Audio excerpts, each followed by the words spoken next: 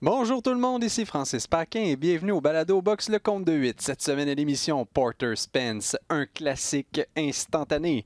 Steven Butler fait preuve de maturité, Arslanbek Mamoudov doit trimer dur et Gennady Golovkin, une nouvelle fois champion. Et c'est avec bonheur que j'accueille Adrien Meur. Salut Francis. Adrien, il fallait être motivé pour voir le combat entre Errol Spence fils Ouais. et Sean Porter en direct. On dirait que nos distributeurs locaux ont fait l'impasse sur ce combat. Pourquoi? Un combat Pourquoi? d'unification. La semaine dernière, on avait dit, bon, on accordait le fait que Porter était largement négligé, mais que Spence allait devoir travailler, Ouais. travailler et travailler pour l'emporter. Ça Et a je dois été le cas. dire, on ne s'est pas trompé. Victoire par Ouais. décision partagée du champion IBF qui ajoute la ceinture du WBC à sa collection. Un combat que je vais revoir Ouais. pendant plusieurs années, au moins une fois par année. Et on va en parler à la fin de l'année pour le combat de l'année, c'est certain. Ça a été un excellent combat et on le savait. Contre Porter, il n'y a jamais de victoire facile. Il te force à travailler, c'est incroyable. Le cardio qu'a ce gars-là, le rythme qu'il imprime au combat. Et alors qu'on avait vu Spence dans le combat contre Garcia être beaucoup plus tactique, bien gérer la distance avec son jab, ses déplacements, là il a eu beaucoup plus de mal à faire ça. Mais c'est parce que Porter a imprimé son rythme au combat, a imposé son style de combat, qui est un combat de tous les instants où ça n'arrête jamais, avec un rythme très élevé. Et Spence s'en est bien tiré quand même, mais il a eu du mal il n'a pas réussi à imposer son style à lui. Il a combattu le combat de Porter et c'est pour ça que ça a été aussi serré. C'était un combat qui était compliqué à juger parce que on en parle souvent, mais c'est un petit peu l'appréciation des juges entre la précision de Spence, qui a atteint la cible avec les coups les plus nets, les plus précis, et l'activité de Porter, qui n'a jamais arrêté de travailler. C'était quand même impressionnant de voir Porter aller. Ce gars-là a un très bon jeu de pied pour s'approcher en angle en bougeant la tête, et c'est ce qui a empêché Spence d'installer son jab et d'installer sa distance, parce que c'est ce qu'il avait réussi à faire contre Garcia par exemple, ce qu'il avait réussi à faire contre des adversaires précédents, c'est qu'il a utilisé, normalement il utilise son jab pour maintenir l'adversaire à distance, et là il a eu beaucoup plus de mal à le faire contre Porter, parce que Porter s'approche avec des angles différents, il ne garde jamais la tête dans l'axe, il bouge tout le temps sa tête, il bouge beaucoup les pieds et il approche avec des angles d'attaque différents. Il ne passe pas par la porte d'entrée, il passe par la porte de service sur le côté. Et il change tout le temps sa manière d'approcher, le rythme d'approche aussi. C'est très dur de timer un gars comme Porter quand il entre. Et c'est ce qu'a eu du mal à faire Spence avec son jab. Par contre, on connaît aussi Spence pour son travail au corps. Et là, comme d'habitude, il a fait un excellent travail au corps. Il a atteint la cible avec 113 coups au corps, c'est beaucoup. Mais ça n'a pas vraiment ralenti Porter. On a peut-être vu un petit signe de ralentissement dans le dernier round. Il faut se dire qu'il était allé au tapis au 11e juste avant. Ça a certainement joué dans l'équation. Pour la trame dramatique, ça aurait été incroyable que cette chute-là fasse toute la différence. Voilà. Mais bon. En fait, pour moi, c'est ce qui a fait la différence. Parce que Porter remportait ce 11e round. Il avait le momentum. C'est lui qui mettait la pression. C'est lui il était beaucoup plus actif que Spence à ce moment-là. Il s'est fait contrer avec un crochet gauche parfait de la part de Spence. Un crochet gauche pendant que Porter lançait le sien. Donc ça double l'impact du coup. Il est rentré dans ce crochet à la pointe du menton. Il s'est relevé, ce que beaucoup d'autres boxeurs n'auraient pas fait. Il y en a beaucoup qui auraient été mis KO par ce coup de Spence. Porter, lui, avec sa condition physique impeccable, sa détermination, s'est relevé et retourné au combat. Il n'a pas reculé, il n'a pas laissé Spence avancer sur lui. Il est retourné direct en marche avant. Mais pour moi, c'est ce qui a fait la différence dans ce combat. Il y a deux cartes de 116-111. Et il faut dire que ce 11e round, automatiquement, avec le knockdown, ça devient un 18 pour Spence. D'un autre côté, on n'est pas obligé de noter le round 18. On n'est pas obligé. On aurait pu enlever qu'un seul point à Porter, étant donné qu'il l'avait dominé précédemment. Oui, mais comme c'était un round, c'était lui qui remportait ce round-là, mais c'est dur de renverser un knockdown quand tu domines pas de manière outrancière. Ouais. On va en parler plus tard dans un combat de sous-carte, mais je pense que ce round-là va quand même 18 du côté de Spence, parce que ce coup-là vaut tous les coups qu'il a reçus dans ce 11e round. Et s'il n'y avait pas eu ce knockdown, c'était un 19 pour Porter. Là, ça devient un 18 pour Spence. C'est 3 points de différence. Et peut-être que sur sa lancée, Porter aurait remporté le 12e round. En tout cas, c'est ce que je sentais à ce moment-là. Je pensais que Porter allait finir par l'emporter à force de travail, qu'il avait le momentum dans ses derniers rounds. Et Spence a renversé la situation avec ce knockdown. Donc, il remporte le 12e aussi, Spence. Si il n'y a pas ce knockdown, le 11e va à Porter. Peut-être que le 12e va à Porter. Et si c'est le cas, on a un match nul 114-114 sur 2 cartes des juges. Donc on a un match nul majoritaire. Finalement, avec ce coup-là, avec ce knockdown, Spence se mérite la victoire. Ça fait un gros écart quand même sur les cartes parce que ce 11e, il passe de 19 pour un boxeur à 18 pour l'autre. Ça, c'est vraiment énorme. C'est une différence de 3 points. Sur une carte, à la fin, c'est beaucoup. Surtout quand c'était à ce point-là serré. Là. Voilà. Et c'est la marque des grands champions. Ben, c'est ça, je m'en allais demander. Ouais. Permets-moi le cliché là, qui est énorme. Mais il a levé son jeu d'un cran quand c'était le moment dans les rounds de championnat. Voilà. Souvent, on dit ça là, un peu pour avoir l'air intelligent. Mais... Ouais. C'est le cas dans ce combat-là. C'est vraiment le 11e round, le 12e round, c'est les rounds de championnat. C'est là que tu peux faire la différence. Et c'est là qu'on voit les vrais champions sont capables de sortir un lapin de leur chapeau à ce moment-là. C'est ce qu'a fait Spence parce qu'il était quand même... en difficulté, on va dire, c'est que c'est Porter qui imprimait le rythme du combat, qui avait ce qu'on appelle le ring generalship, c'est ça, c'est celui qui décide de l'allure du combat.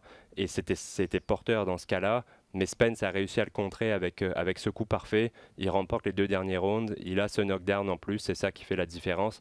Et c'était un combat qui était difficile à juger parce qu'il y a beaucoup de rounds serrés. Il y a ces 7 rounds qui se sont soldés par un écart de 4 coups ou moins. Entre les deux boxeurs, c'est vraiment très, très peu. Moi, j'ai les statistiques CompuBox devant moi, puis il y a un écart là, au total d'un seul coup entre les deux boxeurs. 744 pour Porter, 745 pour Spence. Et pour le pourcentage de précision, c'est 23,1 23,1 oui, pour l'ancien champion WBC et 29,7 pour le nouveau champion unifié. Difficile de trouver là, des nombres qui sont plus... aussi serré. Ouais, c'est beaucoup une question d'appréciation des juges et c'est pour ça que je ne suis pas surpris de voir une décision partagée et de voir autant d'écart entre les cartes parce qu'il y a 2 cartes de 116-111 pour Spence et une carte de 112-115 pour Porter. Donc c'est quand même un écart assez large, mais je ne suis pas choqué de cet écart, contrairement à d'autres fois où tu vois un combat plus facile à juger, où il y a des écarts comme ça, tu ne comprends pas trop. Là, c'est quand même logique qu'il y ait un aussi gros écart sur les cartes des juges parce que c'est vraiment une question d'appréciation. Qu'est-ce que le juge préfère? Est-ce qu'il préfère un boxeur qui met la pression, qui a beaucoup d'activité, qui imprime le rythme au combat, ou est-ce qu'il préfère l'approche plus scientifique d'un contreur qui est plus précis mais qui est un peu moins actif? C'est une question de goût un petit peu, donc c'est pas étonnant de voir cet écart-là. Mais je pense que Spence méritait la victoire. C'est lui qui a été le plus précis, qui a atteint la cible avec les coups les plus percutants. Mais c'était un excellent combat. Et moi, je vote pour une revanche quand ils veulent. Bon, ils ont fait monter malheureusement, c'est pas ça qui se dessine. C'est Danny Garcia qui est allé dans le ring.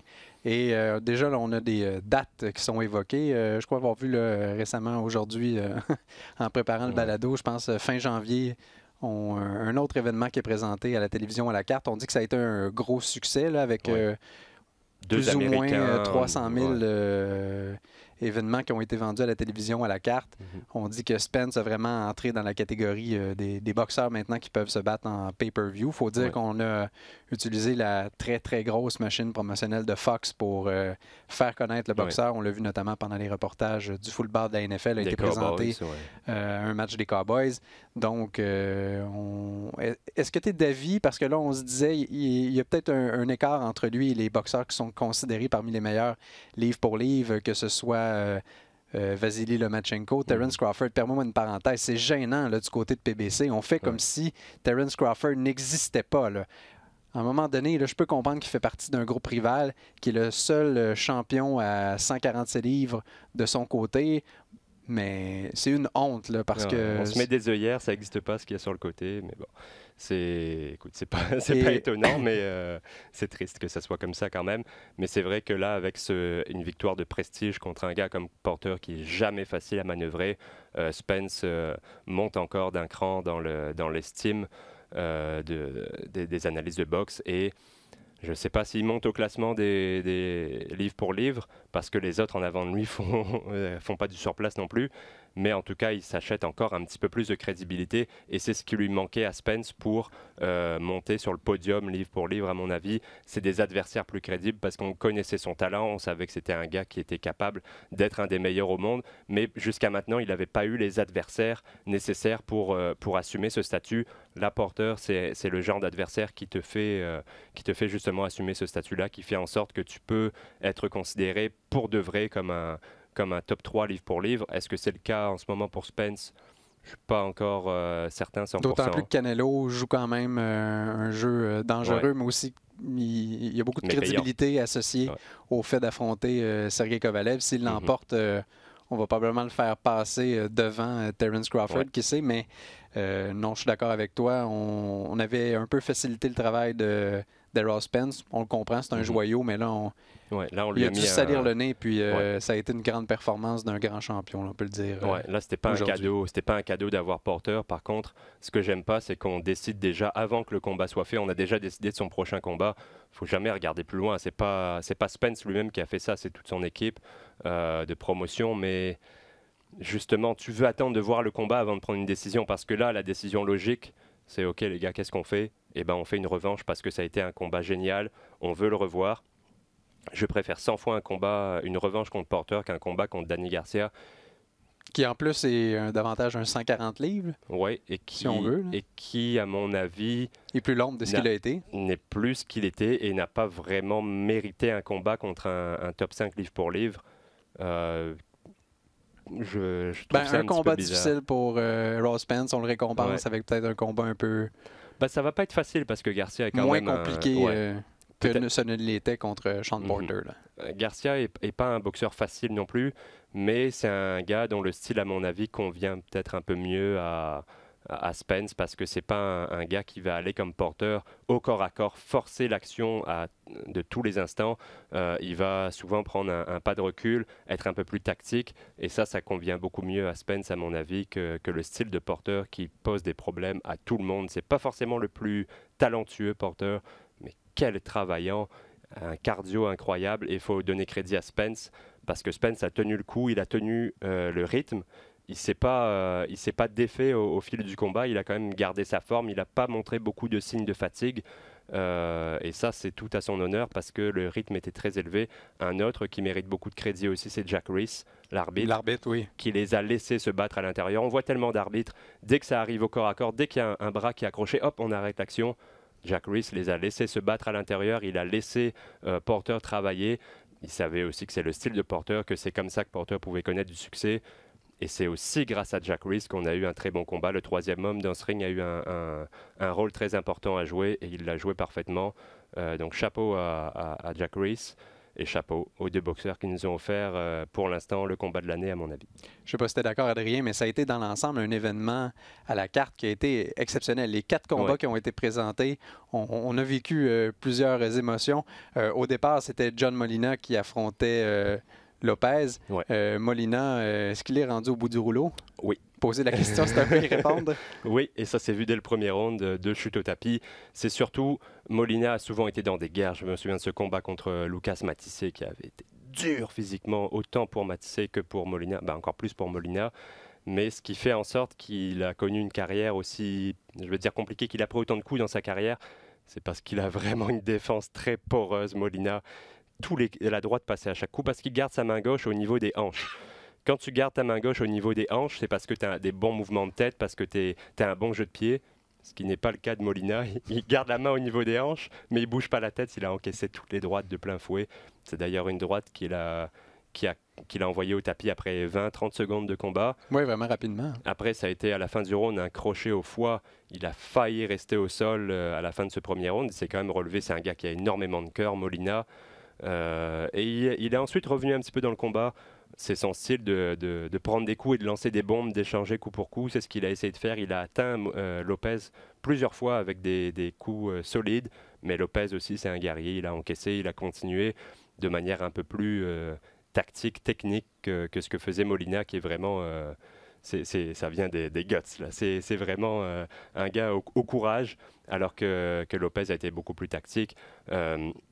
a mieux géré son combat et a fini encore une fois avec 2 droites au 7e round à le renvoyer au tapis. On a vu dans le coin de Molina le médecin arriver, dire que le médecin voulait arrêter le combat, mais le coin n'était pas d'accord, le boxeur n'était pas d'accord. Donc ils l'ont renvoyé dans la mêlée, mais l'arbitre a arrêté le combat 30-40 secondes plus tard, ce qui était clairement la chose à faire parce que Molina, vraiment je ne comprends pas son coin. Pourquoi le renvoyer dans la mêlée? On connaît le style de boxeur qu'il est. Il a déjà fait énormément de combats difficiles dans sa carrière, il a pris beaucoup de coups, il est en fin de carrière. Là, il a déjà 3 knockdowns, il a perdu quasiment tous les rounds, il n'a plus vraiment de chance de l'emporter. Pourquoi le renvoyer dans la mêlée? C'est le genre de boxeur qui a besoin d'un coin beaucoup plus prudent, d'un coin qui va le protéger, parce que s'il a un coin qui est aussi courageux que lui, il peut courir vers le désastre et prendre beaucoup trop de coups dans un combat, et surtout rester trop longtemps dans un combat qu'il ne peut plus gagner. On attendait beaucoup du combat entre Mario Barrios et Batir Akhmedov parce que c'était pour le titre régulier des poids super légers de la WBA, titre qui est vacant. On sait qu'Evulis Fils est détenteur de la ceinture Gold et le résultat a été, disons, honni par le public présent. Victoire par décision unanime de Barrios 115-111, 116-111 et 114-112, mais plusieurs personnes voyaient le Russe gagnant, notamment les nombreux journalistes spécialisés qui étaient aux abords du ring.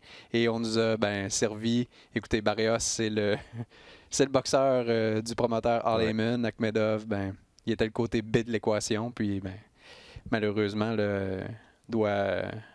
se retrouve grand Jean comme devant. Là, rien pour lui à la fin de la soirée. Écoute, si Barrios était le boxeur russe relativement inconnu, c'est clairement Akhmedov qui aurait eu la décision sans problème. Et ce qui m'énerve dans ce cas-là, c'est que ce n'était pas un combat qui était compliqué à juger.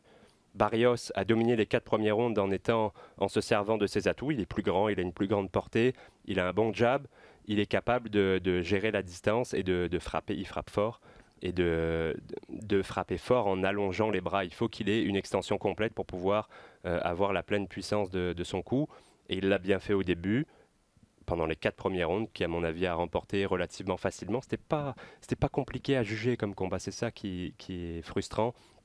Et il a envoyé Akhmedov au tapis au 4e round, un double crochet, le deuxième qui arrive sur le dessus de la tête, qui a un peu dérangé l'équilibre d'Akhmedov, qui n'est pas tombé au sol, mais ses 2 gants ont touché le tapis, donc forcément ça compte comme une chute au tapis, mais ça l'a un petit peu réveillé le Russe. Il a compris à ce moment-là que il pouvait pas gagner en boxant Barrios, qui devait le bousculer pour l'emporter, et c'est ce qu'il a fait. Il a appuyé sur l'accélérateur, il a un bon jeu de pied, Akhmedov. Il s'approche un petit peu, un style qui ressemble un peu à celui de Porter, pas exactement pareil, il est gaucher, pas non plus la même vivacité, mais il a un bon jeu de pied et il s'approche en angle. Il n'approche pas en ligne droite, il change ses angles, il bouge tout le temps le buste, le haut du corps, donc c'est compliqué. Et ça, Barrios a eu beaucoup de mal à s'adapter parce que lui, il a besoin d'installer son jab, Barrios, pour ensuite laisser aller ses autres coups. Mais ça part du jab et il a eu du mal à atteindre la cible avec son jab à partir de ce moment-là parce que Akhmedov esquivait beaucoup, bougeait la tête, n'était pas une cible facile à atteindre, donc il est souvent passé dans le vide. Et quand tu passes dans le vide avec ton jab, l'adversaire peut se rapprocher beaucoup plus facilement. Et quand il était proche de lui, Akhmedov a travaillé très fort, a lancé beaucoup de coups. Il a été rough à l'intérieur, il a bousculé Barrios. Ça a beaucoup dérangé l'Américain, qui a eu du mal à s'adapter et qui, à mon avis, a perdu tous les rounds à partir du 4e jusqu'au dernier. Et le dernier, il l'a envoyé au tapis à 20 secondes de la fin. Akhmedov a remporté 2 minutes 40 du 12e round. Et à 20 secondes de la fin, par contre, quelle droite de la part de Barrios. On voyait qu'il avait du mal physiquement. Il s'était fait bousculer. Il avait le visage très marqué, enflé du côté gauche. Et il a réussi cette droite, c'était très bien fait. Il lance un jab et il fait comme s'il va faire un pas de recul, mais il fait un demi-pas de recul. Il plante son pied arrière pour pouvoir repartir comme un élastique, si tu veux repartir vers l'avant et placer cette droite très très courte pendant qu'Akhmedov avançait. Il a encaissé 2 pleins fouets. Là encore, il n'est pas tombé au tapis. C'est les 2 gants qui ont touché le sol. Par contre, il était un peu plus sonné que sur le premier coup. On a pu voir qu'il n'était pas très stable sur ses jambes. Il restait que quelques secondes au round, donc c'est arrivé à la fin. Mais en regardant le combat, je me suis dit, c'est peut-être ce knockdown-là va peut-être faire la différence, va lui permettre d'arracher un nul. Et en fait, c'est même pas ça qui a fait la différence pour qu'il remporte le combat. même s'il n'y avait pas eu cette chute au tapis, les juges lui auraient donné la victoire. Et pour moi, c'est pas un 18. On en parlait tout à l'heure avec Spence Porter, où j'ai donné 18 à Spence avec son knockdown parce que c'était un round relativement serré. Et ce knockdown-là fait passer Spence nettement au-dessus. Alors que là, Akhmedov a remporté 2 minutes 40 de ce deuxième round. Et il y a eu un knockdown à la fin. C'est peut-être le seul coup que Barrios a touché dans le dernier round. Donc pour moi, c'est pas un 18 pour Barrios. C'est 9-9. Tu es obligé. Tu donnes le round à Akhmedov, mais tu lui enlèves un point pour le knockdown. Et ça, si tu donnes un 18 à Barrios, tu peux aller vers un match nul. C'est ce qu'a fait le juge non officiel de la télé. C'est ce que j'aurais eu aussi comme résultat si j'avais donné 18 dans ce dernier round, mais j'ai donné 9-9 parce que Akhmedov a dominé la grande majorité du round. Et ça fait que pour moi, Akhmedov devait remporter ce combat. Et comme je l'ai dit au début, ce qui m'énerve, c'est que ce n'était pas un combat compliqué à juger. Les 4 premiers rounds pour Barrios, tout le reste pour Akhmedov, c'était quand même pas trop compliqué à voir. Ça se voyait même dans le langage corporel des boxeurs. Barrios avait beaucoup de mal. Il a dû puiser dans ses réserves. Il s'est fatigué rapidement. C'est pas un gars qui a l'habitude d'aller loin dans ses combats. Ses 8 combats précédents, il les avait remportés par KO. Donc c'est un gars qui connaît pas des soirées très longues d'habitude. Là, il a eu du mal physiquement. C'est dû à la pression d'Akhmedov, mais c'est dû aussi à son style à lui. Dans les 4 premiers rounds, il s'est énormément déplacé. Quand tu fais face à un gars qui met beaucoup de pression comme ça, au début, il faut se déplacer, mais à un moment donné, tu ne peux pas faire ça pendant 12 rounds. Il faut qu'à un moment donné, tu mettes ton pied à terre et que tu tiennes un petit peu, que tu arrêtes de céder du terrain pendant... Tu n'es pas obligé de rester là pendant 2 minutes, mais il faut au moins que tu te fasses respecter, que tu arrêtes l'avancée de ton adversaire. Et ça, il ne l'a pas fait. Il s'est énormément déplacé dans les 4 premiers rounds. Ça demande beaucoup d'énergie. Se déplacer, parfois, c'est plus fatigant que de se bagarrer, entre guillemets. Et il y a aussi le fait qu'avec ses mouvements de tête, Akhmedov lui a fait rater la cible très souvent. Et ça fatigue. Quand tu frappes dans le vide, ça te bouffe de l'énergie. Et Barrios on a ressenti les effets assez rapidement. On a vu qu'à partir du 5e, 6e round, on avait commencé à pomper l'huile et que ça devenait difficile pour lui. Donc, c'est une victoire qu'il ne mérite pas. Et il avait été impressionnant dans ses combats précédents. Là, par contre, je suis déçu de la décision et je suis déçu de la manière dont il a perdu aussi. En demi-finale, il a perdu, mais il a gagné. Autre combat attendu en demi-finale, Anthony Dirrell qui lui effectuait la première défense de son titre des super moyens du WBC. Il affrontait l'ancien titulaire de la ceinture David Benavidez qu'il avait perdu à la suite d'un contrôle antidopage positif à la cocaïne.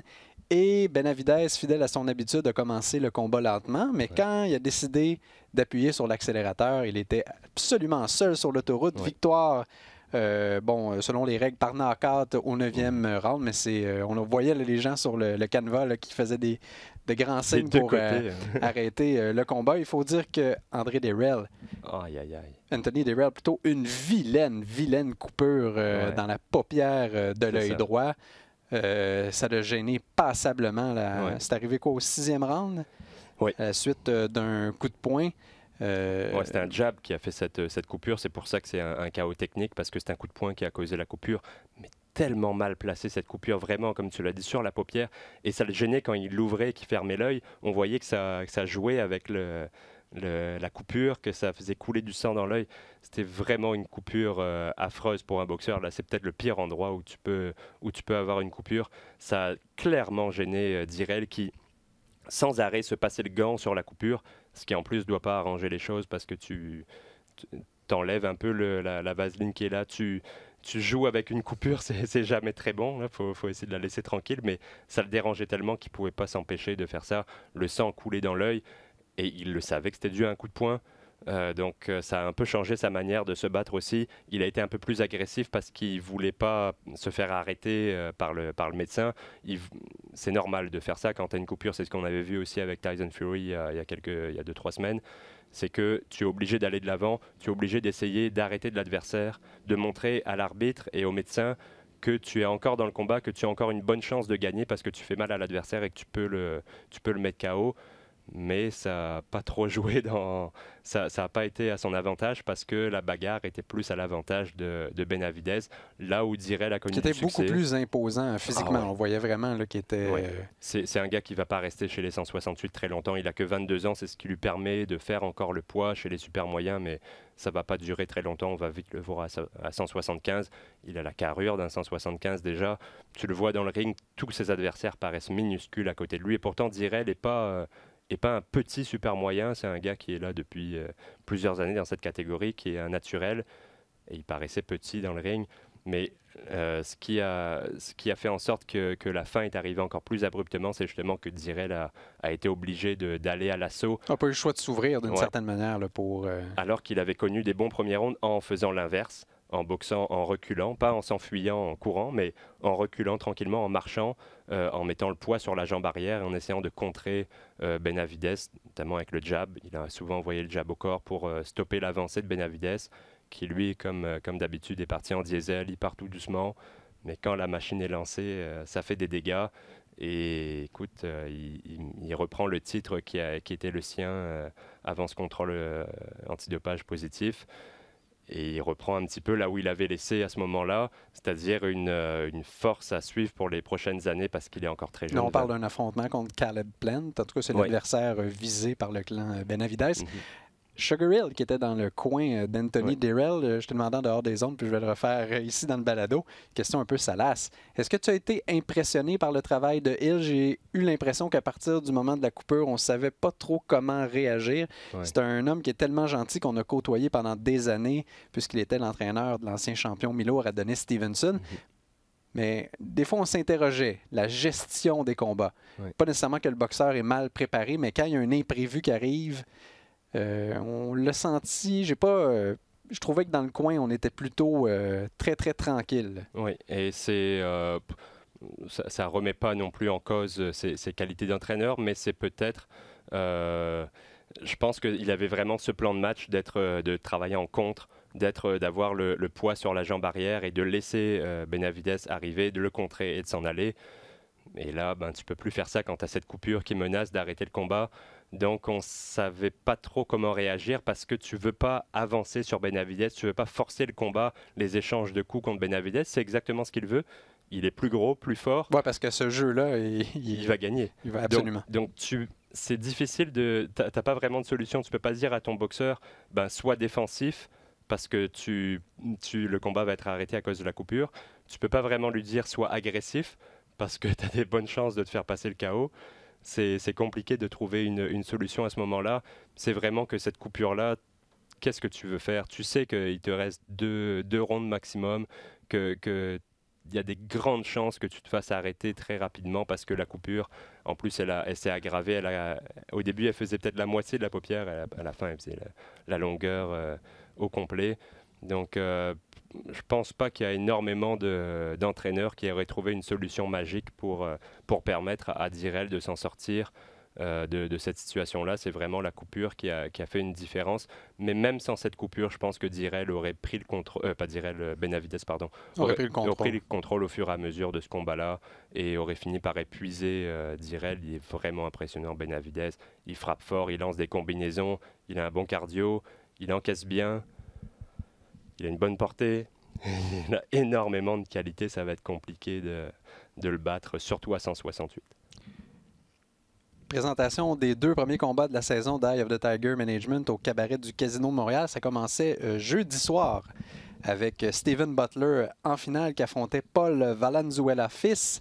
Ça a duré un gros 38 secondes, un power jab envoyé par Butler directement sur le menton, sur le sweet spot en bon français. Et le boxeur est tombé, n'a jamais été capable de se relever. C'est surprenant, un KO sur un jab. Ouais. C'était vraiment impressionnant. On était très, très fiers du résultat parce qu'on disait Munguia avait mis, lui, 2 rounds pour arrêter le boxeur mexicain. Mais reste que je me disais, est-ce qu'en 38 secondes, c'est possible de tirer de grandes conclusions d'un combat? Je n'étais pas convaincu. Donc, je suis allé voir l'entraîneur de Steven Butler, Rénal Boisvert, et je lui ai demandé, bon, vous avez passé plusieurs semaines en camp d'entraînement avec Steven Butler. Êtes-vous satisfait malgré la courte durée du combat? Bon, évidemment, il aurait aimé ça que ça dure beaucoup plus longtemps pour acquérir davantage d'informations, mais j'ai trouvé intéressant. Il nous disait, on peut être porté à croire que le combat contre Brandon Cook, sa seule défaite en carrière à ce jour, avait marqué un tournant. On se souvient des incidents qui étaient survenus sur le ring. Le promoteur Camille Estevan, à mot couvert, avait dit bon, exigeait peut-être un peu des changements dans l'entourage. Mais Rénal Boisvert nous a dit que le déclic, dans le cas de Butler, il s'est vraiment fait après son dernier combat contre Vitaly Kopilenko. Il avait dû poser un genou au sol. Il m'a dit il s'est fait faire mal. Il s'est vraiment, vraiment fait faire mal. Il a dû puiser au plus profond de lui-même pour revenir, pour gagner ce combat-là par décision partagée, si ma mémoire est bonne. Et là, il s'est dit, OK, là, je ne veux plus revivre ça. Ça a été un enfer. Plus le niveau de difficulté va augmenter au fil de progression de ma carrière, c'est impossible là, contre les boxeurs de l'élite. Kopilenko, on ne veut rien lui enlever. C'est un très, très bon boxeur, mais c'est pas un champion du monde.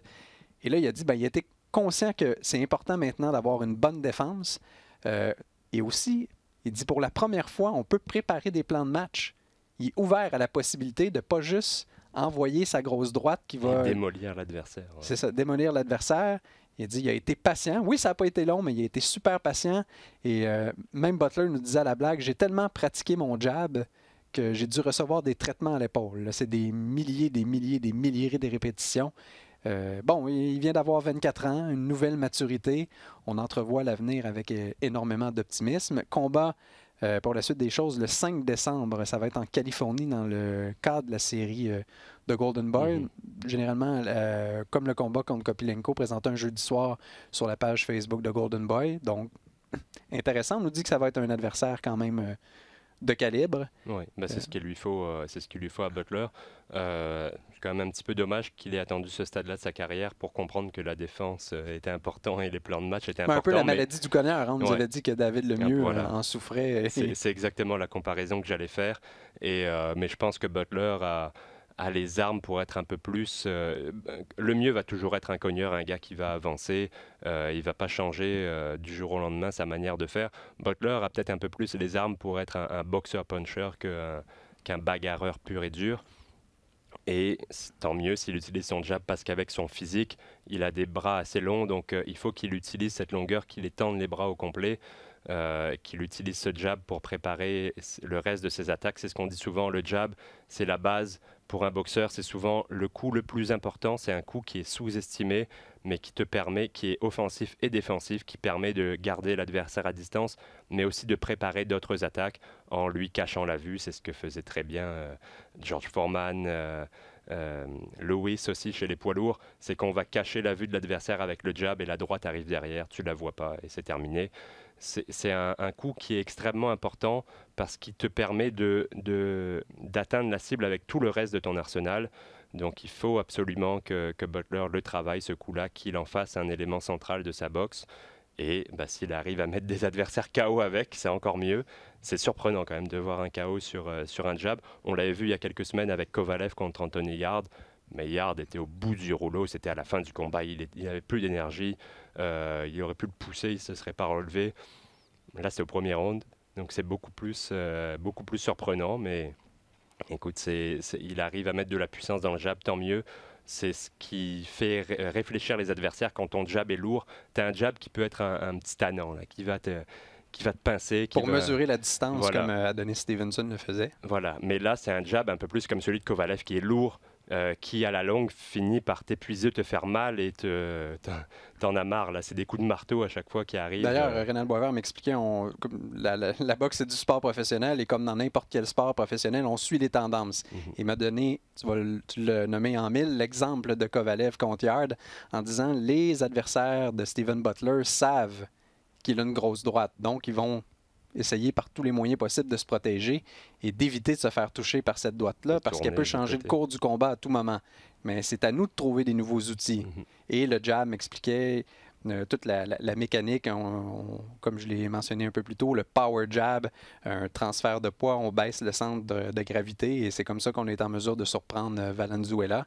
Donc on va continuer à développer des armes pour Steven Butler et s'assurer qu'il soit en mesure de connaître du succès contre les boxeurs de l'élite, parce qu'après sa prestation contre Kopilenko, Ça nous laissait croire qu'il pourrait en arracher, mais là, on comprend les raisons. Et on sait, Rénal Boisvert disait, je commence à vieillir, c'est difficile pour moi de répéter, tout le temps répéter le message, et s'entoure d'autres entraîneurs pour faire passer son message auprès de Steven Butler, puisqu'il est son entraîneur depuis tellement d'années. Ouais. On a vu l'ancien poids lourd Jean-François Bergeron qui a développé une très bonne relation avec Butler et tranquillement mais sûrement. Hein, ça prend du temps avant d'opérer des changements et là, vraiment, là, on était très, très enthousiaste malgré le fait, je le répète, que le combat n'a même pas duré une minute. Oui, mais de toute manière, c'est normal. On l'a dit, il a encore 24 ans, il est encore jeune. Barrios a 24 ans, on en a parlé avant, puis il a montré des lacunes aussi. C'est normal qu'à 24 ans, tu ne sois pas au sommet de ton art, tu es encore en apprentissage. Surtout qu'il est passé chez les professionnels si jeune aussi. Donc. Et à ce stade-là de sa carrière encore. Donc c'est normal. La plupart des jeunes boxeurs qui sont des phénomènes comme ça, ils visent Munguia, on peut parler de Munguia aussi. C'est un gars qui a énormément de puissance, mais qui a des défauts en défense. Et tu peux jamais. C'est très rare d'être un boxeur complet à 24 ans. Il y a toujours des choses à travailler. Dans le cas de Butler, il continue à le faire et on en a vu les dividendes dans ce combat-là. Donc, il faut qu'il continue. Je ne pense pas qu'il soit encore prêt pour affronter Munguia ou des gars de ce calibre-là. Il faut qu'il ait des adversaires de niveau intermédiaire pour monter une marche supplémentaire. Et je pense que on va quand même pas attendre trop longtemps pour lui faire, pour faire en sorte qu'il puisse se frotter à l'élite. Soulignant en demi-finale, victoire de bâtir Yukhembayev qui a un peu beaucoup vengé l'honneur de Gisele Madouma en battant Miguel Vasquez par décision unanime. Il y avait 2 titres mineurs, un du WBC, un autre de l'IBF, oui, à l'enjeu. Combat assez tranquille, pas grand-chose à tirer. On commence tranquillement, mais sûrement, je dirais, à voir les limites de Yukhembayev. Je ne sais pas à quel point il peut progresser quand l'entonnoir va arriver chez les 140 livres. Pas des performances qui nous... le petit oomph qui font qu'on va s'en souvenir, comme par exemple Kim Clavel, qui a été coupé à 2 endroits sur le visage. C'était la première fois depuis le début de sa carrière qu'elle était coupée, tant dans les rangs amateurs que professionnels. Elle était satisfaite parce qu'elle a bien réagi. Ça n'a pas semblé l'affecter. Exactement. Plus que ça. A remporté tous les rounds sur 2 des 3 quarts des juges. On voit vraiment qu'elle est dans une ère d'aller. Et, petit commentaire très personnel, on oppose beaucoup Kim Clavel à Marie-Ève Dicker. Bon, on dit Marie-Ève Dicker n'a pas encore de victoire avant la limite. Elle est tant meilleure que Marie-Ève Dicker.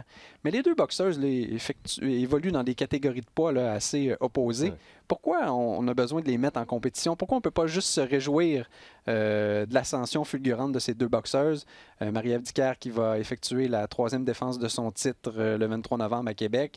Clavel, on s'est donné l'objectif d'avoir un combat de championnat du monde en 2020. Elle est maintenant athlète professionnelle en temps plein. On sait occuper un poste d'infirmière dans la région de la Naudière. Donc, pourquoi chercher toujours à les mettre en compétition? Oui, ils évoluent pour 2 groupes de promotion différents, mais reste que elles peuvent faire progresser, faire rayonner le sport au Québec. Je pense que c'est ça qui est intéressant pour le moment. Le succès de l'un n'enlève absolument rien au succès de l'autre. C'est souvent comme ça, les gens veulent opposer, peu importe le sport. Là. Price ou Alak, Clavel ou Dicker, bon voilà, c'est un peu le même combat. Mais je fais juste un petit retour sur Yukhembayev. C'était peut-être pas la performance la plus étincelante, mais c'est compliqué contre Vasquez. Oui, tout à fait. Bon, on l'avait vu.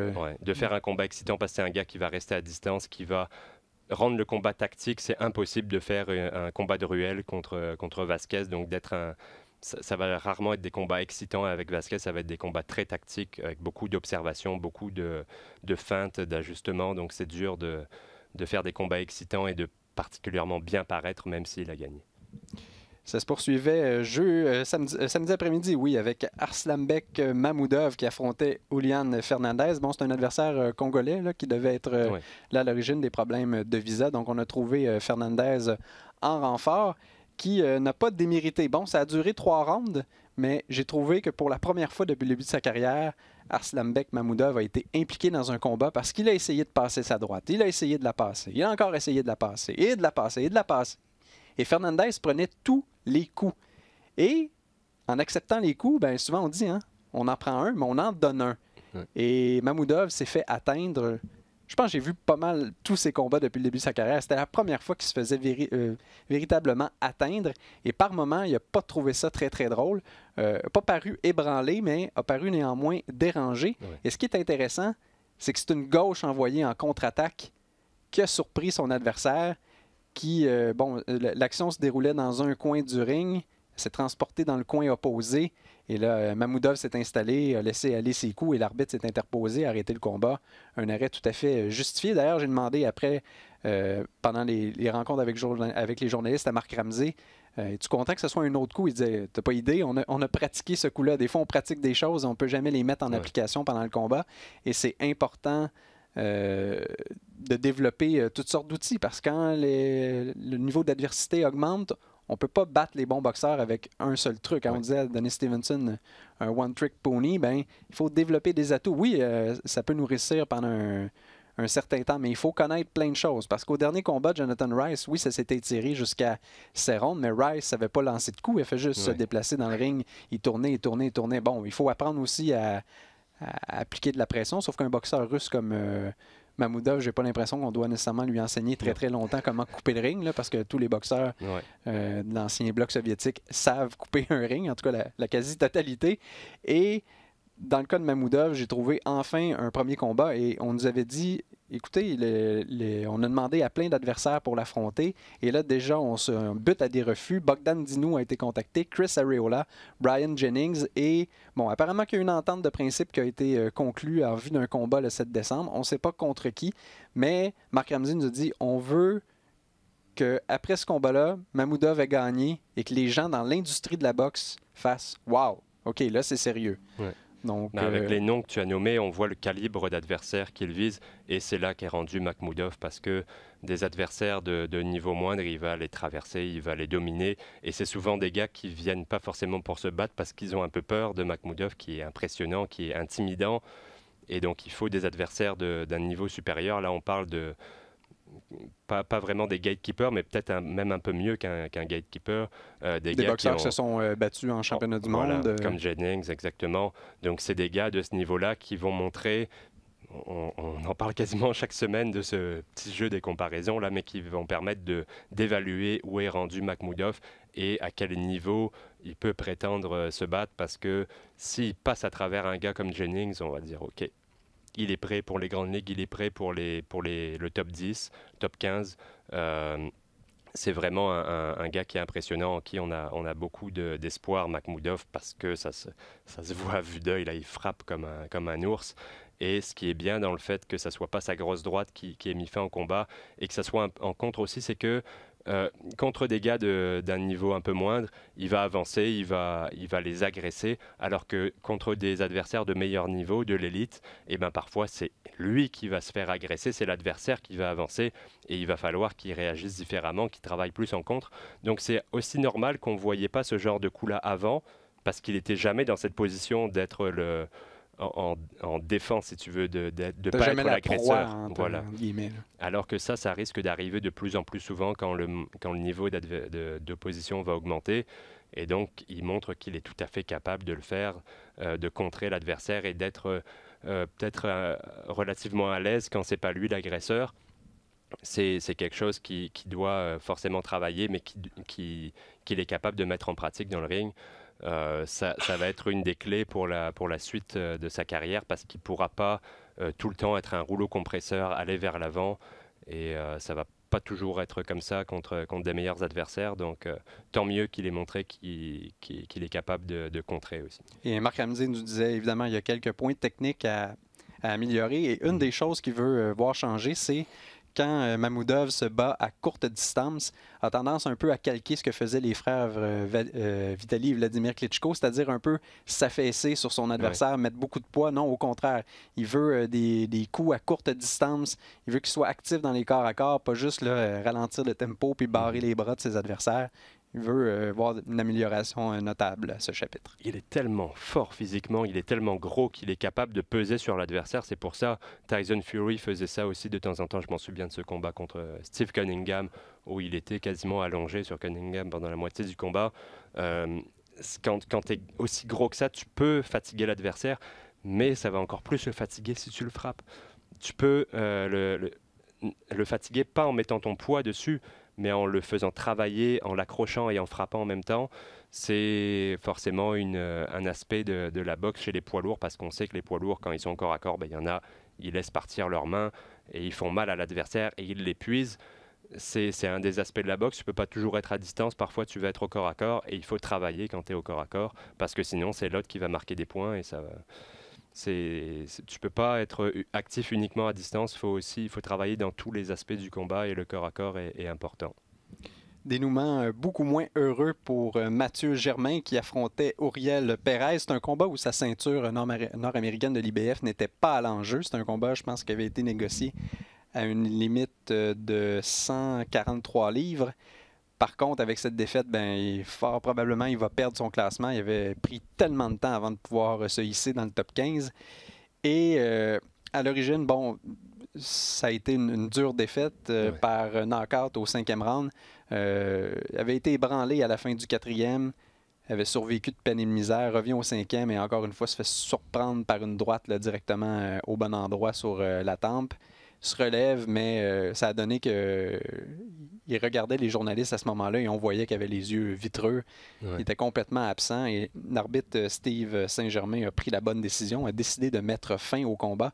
Et je pense qu'à l'UFC, quand un combattant se fait battre par knockout, on lui permet de ne pas rencontrer les membres de la presse. Ouais. Et personnellement, je trouve ça très, très correct.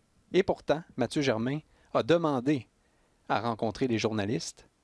Et pas pour chercher des excuses, parce que sa conjointe a donné naissance au 3e enfant du couple la semaine dernière. Il a dit non, c'est arrivé au bon moment.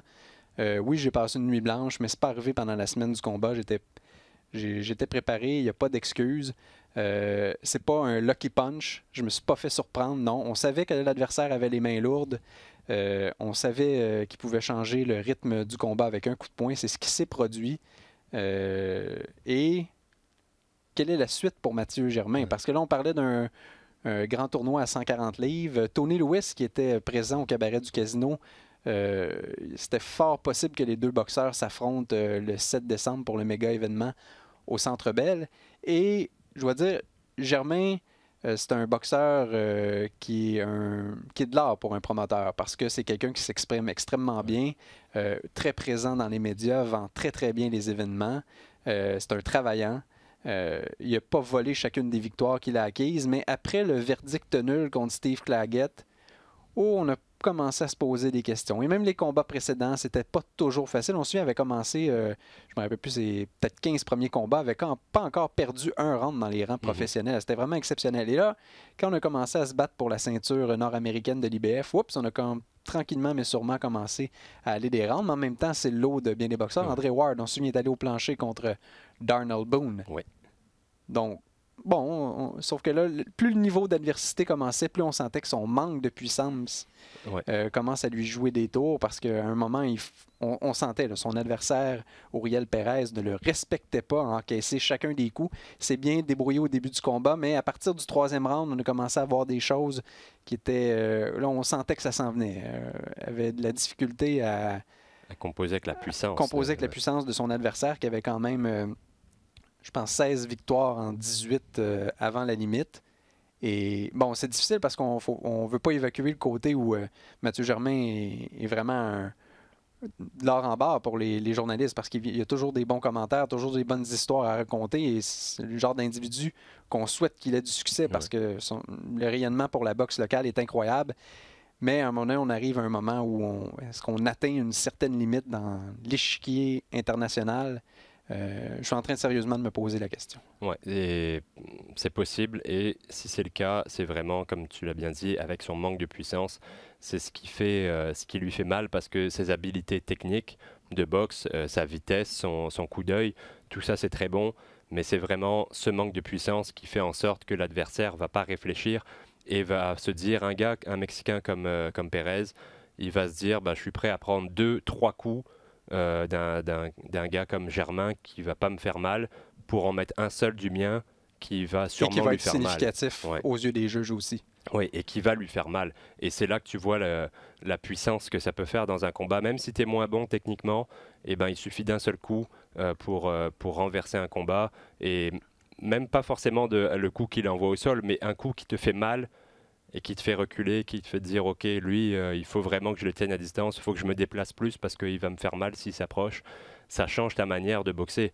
Et à l'inverse, quand tu as un manque de puissance, ça change aussi la manière de boxer de l'adversaire. Tu n'as pas forcément besoin d'avoir de la puissance pour stopper ton adversaire, pour le passer KO, mais de frapper avec assez d'autorité pour le faire réfléchir, pour qu'il n'avance pas en passant à travers tes coups comme si c'était de la pluie, comme si c'était rien du tout, que ça lui faisait pas mal.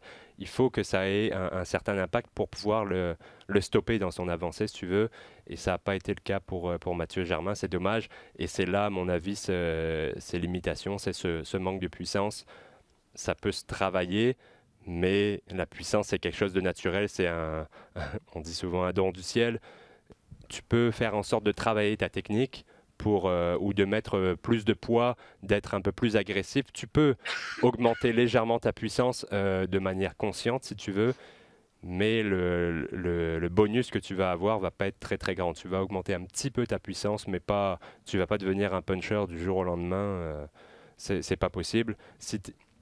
Pour pouvoir frapper avec autorité, il faut déjà avoir une bonne puissance naturelle et ton travail, ta technique va faire en sorte d'améliorer cette puissance naturelle, mais il faut qu'elle soit là à la base, sinon c'est pas possible.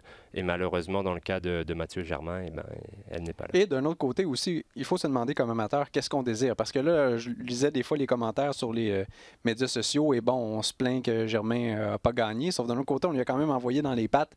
Bon, oui, un gars compliqué. Ouais. Un gars compliqué. Et surtout, c'est que, bon, dans le cas de Fernandez pour Mamoudov, c'est un cas exceptionnel. L'adversaire a changé pour des raisons administratives, mais quand même, Perez n'a pas appris qu'il affrontait Mathieu Germain hier après-midi ou la veille. Là.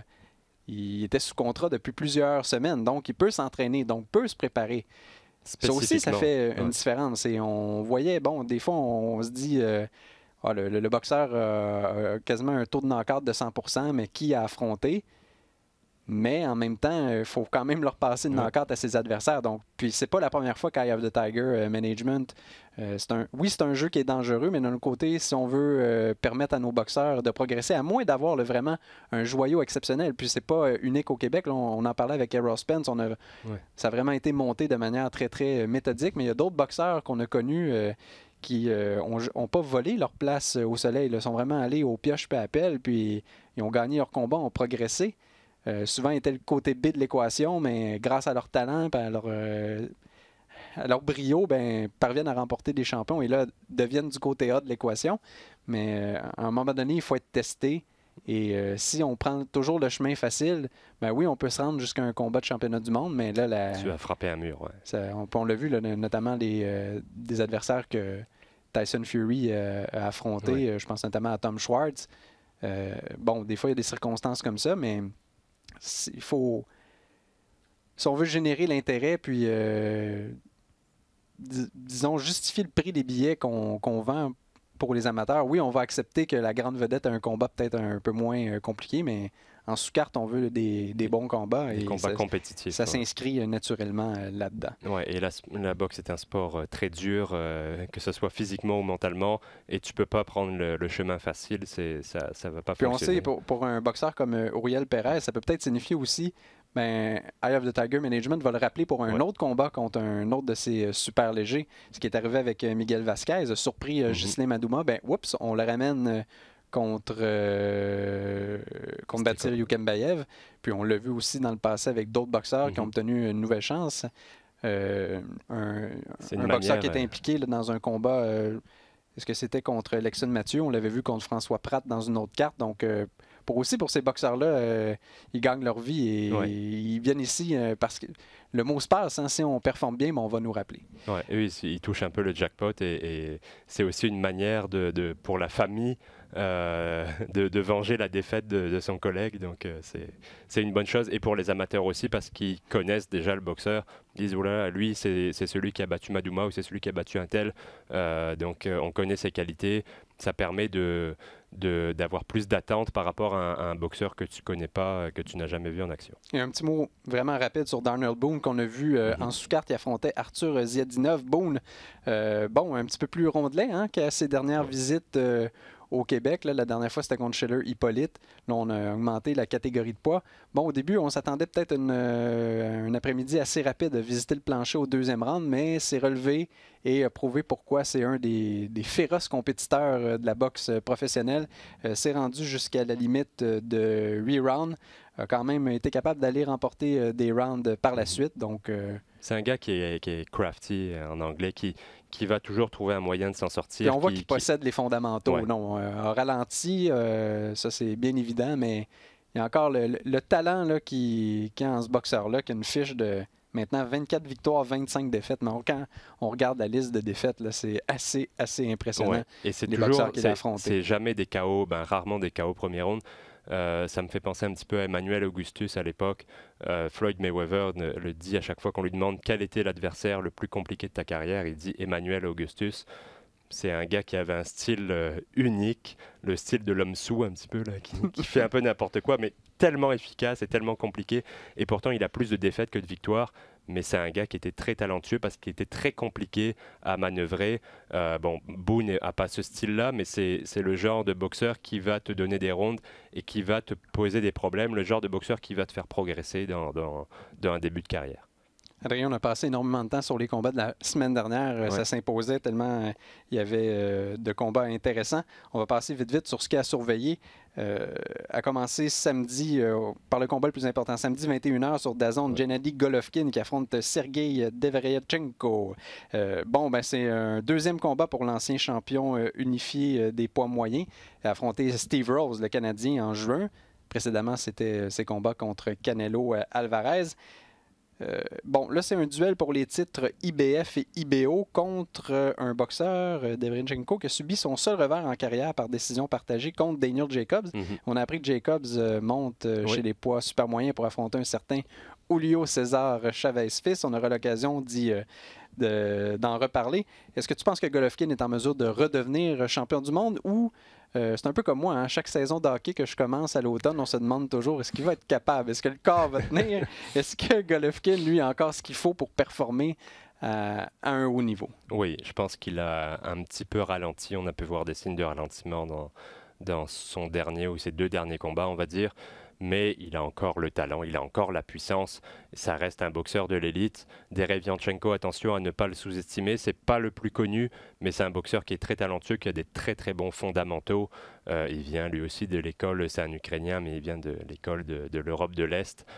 Donc c'est pas forcément le gars le plus créatif, le plus qui va avoir le style le plus inhabituel, mais c'est très classique et c'est quand même très efficace. Bon jab, bonne main droite, une puissance, peut-être pas la même puissance que Golovkin, mais une puissance correcte, un bon jeu de pied, un gars qui est il n'a pas vraiment il n'y a pas un élément qui ressort par rapport aux autres, mais très complet, pas vraiment de défaut dans sa boxe. Il avait posé beaucoup de problèmes à Jacobs. Ça avait été un combat très serré. C'est un gars qui est capable de se frotter à l'élite comme ça. Il ne va pas forcément remporter tous ces combats-là, mais il va être compétitif. Je pense qu'il va être compétitif contre Golovkin, mais qui va être un petit peu trop court pour battre le Kazakh. Mais ça va être un bon moyen aussi de voir où en est rendu Golovkin. Est-ce qu'il en a perdu tant que ça ou est-ce qu'il reste quand même le Golovkin qu'on connaît? Je pense qu'il n'en a pas perdu tant que ça, mais qu'on voit un petit peu le corps qui ralentit. Mais à mon avis, il va remporter ce combat-là, mais Deveryatchenko ne va pas être une proie facile, ça ne va pas être un long fleuve tranquille, il va le faire travailler, il va lui poser des problèmes, mais je pense que Golovkin va s'en sortir. Et si j'ai des questions au chapitre physique pour Golovkin, j'en ai également au chapitre mental, parce qu'on sait qu'il courait après Canelo Alvarez pour un troisième combat. Canelo, lui, ne voulait absolument rien savoir. Il décide de passer chez les Milo pour affronter Sergei Kovalev. Bon, Golovkin a quand même signé un très lucratif contrat avec DAZN, mais est-ce qu'il va encore être motivé? Est-ce qu'il a encore envie de faire ces sacrifices-là? C'est une autre question que je me pose. La réponse est peut-être évidente que oui, il va arriver dans le ring et il va tout casser, mais... C'est un gars qui a connu aussi une montée pas lente, mais qui a dû attendre plusieurs années pour avoir son heure de gloire. Et il est déjà passé par là, donc il sait ce que c'est. S'il a eu la force mentale d'attendre toutes ces années avant d'avoir les gros combats payants, je pense qu'il est capable de le faire encore. Mais c'est encore une fois une question personnelle, une question de motivation. Des fois, tu peux ne pas le voir venir et que le gars, il perd complètement pas son amour de la boxe, mais sa motivation, sa raison de se battre. Et ça peut arriver du jour au lendemain comme ça, où tu vois un boxeur qui a plus aussi faim que par le passé. Mais dans le cas de Golovkin, je pense que c'est un gars qui se laisse pas trop guider par ses émotions. Il est assez, pas froid, mais calculateur, on va dire. Donc, je pense pas que ça soit le genre d'individu qui va se laisser emporter par ses émotions, qu'elles soient négatives ou positives. Je pense qu'il va offrir une performance du même acabit que ce qu'il fait d'habitude. Contre un gars comme Steve Rolls, je comprends que la motivation était un peu moins là parce qu'il se dit je suis tellement plus talentueux que ce gars-là que je vais facilement le battre, j'aurais pas besoin de forcer mon talent. Contre Derevianchenko, en plus comme lui il vient d'Europe de l'Est aussi, il le connaît bien. Il est passé par les rangs amateurs. Derevianchenko, il a eu une longue carrière amateur. Il avait fait la série mondiale de boxe, le tournoi avant de passer professionnel. C'est un boxeur qui a résolument les moyens de battre. Donc il va le prendre beaucoup plus au sérieux que ce qu'il a fait contre Rolls, où il avait offert une performance pas étincelante, on va dire, par rapport au talent qu'il a. Quelques boxeurs intéressants à surveiller dans les combats préliminaires. Je pense à Ivan Baranchik, premier combat depuis sa défaite contre Josh Taylor. Il y a le phénomène ouzbek Israël Madrimov qui affronte Alejandro Barrera et aussi Ali Akhmedov dans un combat pour un titre mineur des super moyens. Oui, Baranchik, il avait bien fait à la super série mondiale. C'est un gars qui a un physique impressionnant, qui met l'effort à plus à chaque fois, qui vient pour se battre et qui te force à te battre. Il est épuisant, il cogne fort, je pense qu'il va passer sur le corps de Bracero. Et dans le cas de Madrimov, c'est seulement son 4e combat, mais les 3 premiers ont été très impressionnants. C'est un gars qu'il faut suivre, une très belle technique, assez inhabituelle. C'est pas le style classique qu'on parlait de Derevianchenko avant, qui est un style très classique, le buste droit, qui va utiliser des jabs main droite, des coups... vraiment que tu as l'habitude de voir chez des boxeurs amateurs, alors que là, Madrimov, c'est beaucoup plus de l'agilité, un très très bon jeu de pied, il bouge bien la tête et il a des coups qui viennent d'un peu nulle part. C'est pas le boxeur de l'Est classique qu'on voit d'habitude, c'est un gars qui a un style plus américain, entre guillemets, mais qui est très impressionnant depuis le début de sa carrière pro. Il affronte des adversaires de bon niveau pour des premiers combats en carrière et à mon avis, il va faire un peu comme ce qu'on a vu avec Akhmedov, plusieurs boxeurs d'Europe de l'Est qui ont eu une longue carrière amateur et qui vont très très vite chez les professionnels, qui prennent pas le temps de faire des combats de développement. On va très rapidement vers les combats significatifs. Au même moment, samedi soir, 21h, sur les ondes de TSN2, Clarissa Shields qui affronte Ivana Abazin. C'est un combat pour la ceinture de diamant du WBC et de la WBO des super mi-moyennes. Oui. Shields qui a été championne unifiée chez les super moyennes. Chez les moyennes, là, descend à 154 livres. Se compare à Lomachenko. Dit, moi, je vais être devenue championne dans 3 catégories de poids beaucoup plus rapidement que mon ami Vasily. Dans le cas d'Abazin, j'ai noté un combat contre Cecilia Brækhus. C'était sa première défense de titre, un combat d'unification pour toutes les ceintures. Elle avait perdu les 3 rondes par le pointage de 190. Sa plus récente défaite, c'est contre Mikaela Loren qu'on a vu contre Marie-Ève Dicker, une défaite par arrêt de l'arbitre au 3e round en avril 2016. Et c'est cet adversaire que Loren avait embrassé. Elle avait versé une bouteille d'eau sur la tête, là, des séquences qui étaient revenues au goût du jour avant l'affrontement contre Marie-Ève Dicker. Donc, il ne faut pas s'attendre à ce que Clarissa Shields ait d'énormes difficultés pour ce combat. Je pense qu'elle va remporter cette 3e ceinture sans trop de problèmes, d'autant plus que Shields s'est nettement améliorée depuis ses premiers combats. Avant, je trouvais qu'elle frappait un peu large, Clarissa Shields, et là, avec son nouvel entraîneur, il y a vraiment une chimie qui s'est développée et elle a des coups. Elle a réussi à réduire la distance que parcourt son poing. Au lieu d'être très large, il va beaucoup plus en ligne droite. C'est vraiment quelque chose qui m'a marqué dans son dernier combat, c'était contre Christina Hammer, où elle lançait des coups complètement différents de ses combats précédents. C'était vraiment en ligne droite, c'était beaucoup plus technique. Il y avait beaucoup moins de déchets que dans ce qu'elle faisait avant. Je trouve qu'elle a beaucoup progressé récemment là, dans ses 2 derniers combats.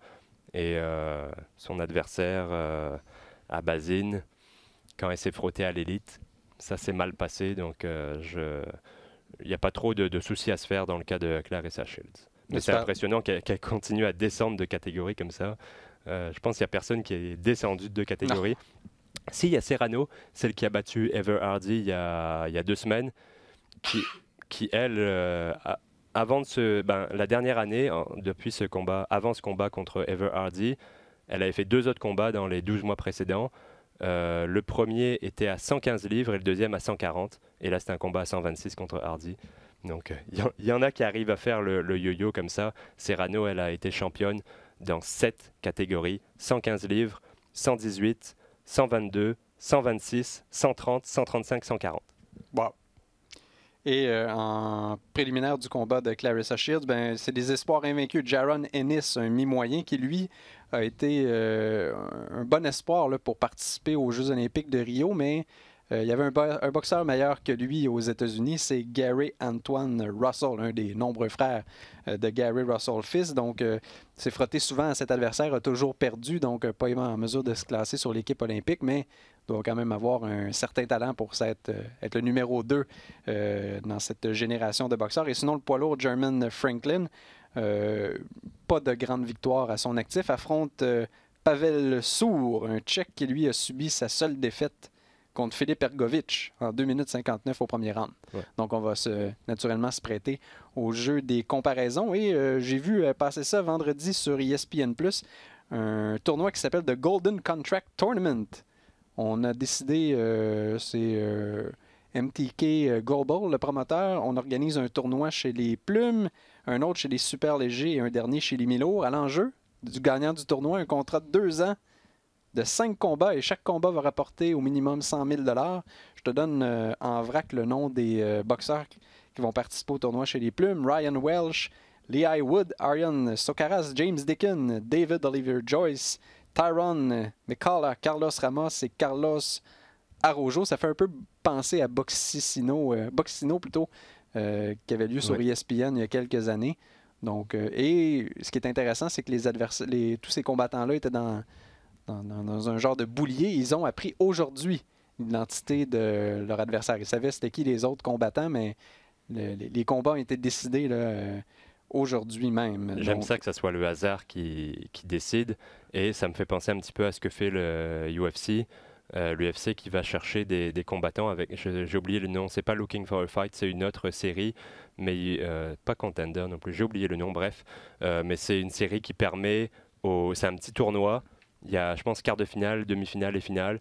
Et celui qui gagne la finale se mérite un contrat de 2 ou 3 combats dans l'UFC. Et il y a plusieurs très bons combattants qui sont arrivés dans l'UFC comme ça, par cette porte-là, et qui maintenant sont des combattants établis. J'ai vu dans les autres catégories de poids, Anthony Yedjit a été confirmé. Là, donc, on avait vu à la Super Série mondiale de boxe. Donc, contre Baranchik. C'est surtout des boxeurs d'origine britannique, étant donné que c'est présenté là-bas. Donc, mais à surveiller si jamais ce genre de formule vous intéresse. C'est ce qui fait le tour de l'actualité. Je fais juste un petit cocorico là, pour souligner la victoire de Tony Yoka. C'est sa 2e victoire rapide. Il avait battu Dimitrenko en 3 rounds il y a quelques mois. Là, il a pris encore 3 rounds pour battre Michael Wallisch, l'Allemand. Pour son 7e combat, c'est des adversaires qui commencent à être quand même costauds. David Allen, Dimitrenko, Wallisch, c'est des gars qui normalement tu vas les affronter entre ton 10e, ton 15e combat. Lui, c'est ses 5e, 6e, 7e combats quand on compare à ce que faisait Joshua au même moment de sa carrière, au même stade de sa carrière. Lui affronter un boxeur de 48 ans, des gars avec des fiches nettement perdantes. Donc on va très vite avec Tony Yoka, mais jusqu'à maintenant, il répond aux attentes. Je trouve qu'il a amélioré sa puissance. Il est toujours du haut de ses 6 pieds 7, toujours imposant et il va souvent regarder en bas vers ses adversaires, frapper vers le bas. Là, il a encore une fois utilisé son uppercut de la main droite, comme contre Dimitrenko, qui a fait mal à Wallisch, qu'il a envoyé au tapis. Ça ça commence à sentir bon du côté de Tony Yoka. Il est impressionnant et il commence à améliorer. Sa défense s'est améliorée. Je trouve qu'il met aussi plus de puissance dans ses coups. Avant, il avait un style, c'est normal, il venait des amateurs, un style un peu plus pour atteindre la cible, mais pas forcément faire mal. Là, sous la férule de Virgil Hunter, on voit qu'il est un peu plus méchant, on va dire, qu'il met plus de poids dans ses coups, que ça fait plus mal. Et ben, c'est ce qu'il faut chez les poids lourds, chez les pros. Et il continue sa progression, mais ça va très vite dans son cas. Il ne faudrait pas s'étonner si on voit des adversaires, des gros noms l'affronter dans vraiment pas longtemps. Donc, c'est ce qui fait le tour de l'actualité oui. pour cette semaine. Comme à l'habitude, je vous invite à visiter le rds.ca/balado-diffusion, l'application RDS ou encore l'application iHeartRadio pour voir et surtout écouter tout le contenu qui vous est proposé par RDS. Donc, au nom d'Adrien Meur et du mandarin de la mise en onde, Tim Fournier, ici Francis Paquin, qui vous remercie d'avoir été des nôtres et qui vous dit à la prochaine. Ciao!